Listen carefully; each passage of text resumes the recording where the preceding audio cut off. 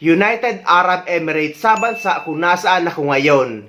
Magbubukas ng napakaraming trabaho para sa mga kababayan natin Pilipino na nasa Pilipinas ngayon. In demand ngayon dito ang mga health workers, office workers, F&B, domestic workers at marami pang iba. Mas maraming oportunidad na trabaho para sa mga OFWs ang tinututukan ngayon ng Department of Migrant Workers o DMW sa bansang United Arab Emirates o UAE. Sa ginanap na World Government Summit 2025 gayon sa Dubai, UAE, hinikayat nila ang foreign workers na magtrabaho sa kanilang bansa para suportahan ang 2025 growth and development plans nito. Siniguro naman ni DMW Secretary Hans Leo Kakdak ang kanilang commitment sa pagpapadala sa ibang bansa ng mga manggagawang Pinoy habang tinitiyak ang proteksyon at kapakanan ng mga OFW. Matatandaan na noong 2024 ni-renew ng DMW at UAE ang kanilang bilateral agreement para sa tuloy-tuloy na kooperasyon ng UAE sa bagong bukas sa trabaho, ethical standards sa trabaho at proteksyon ng mga manggagawang Pilipino.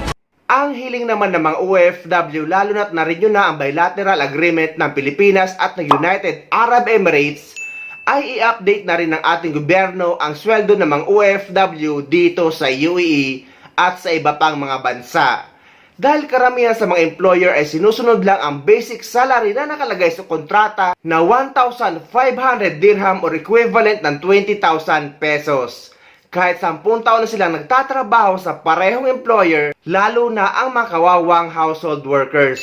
Sa kadahilanan ng mga employer na yan lang daw ang nakalagay or nakasaad sa kontrata. May mga employer naman na willing magbayad or magpasweldo ng malaki, depende kung paano mo ibebenta ang sarili mo sa interview at depende pa yan sa skills mo or sa kakayahan mo. Pero sa karamihan sa mga household workers, di lamang sa United Arab Emirates, kundi sa buong Middle East, na kung ano lang ang nakalagay sa kontrata ay yan lamang ang sinusunod ng employer. Napakamahal na ng mga bilihin sa Pilipinas kaya napapanahon na rin na dapat i-update or itaas na ng ating gobyerno ang sweldo ng mga OFW.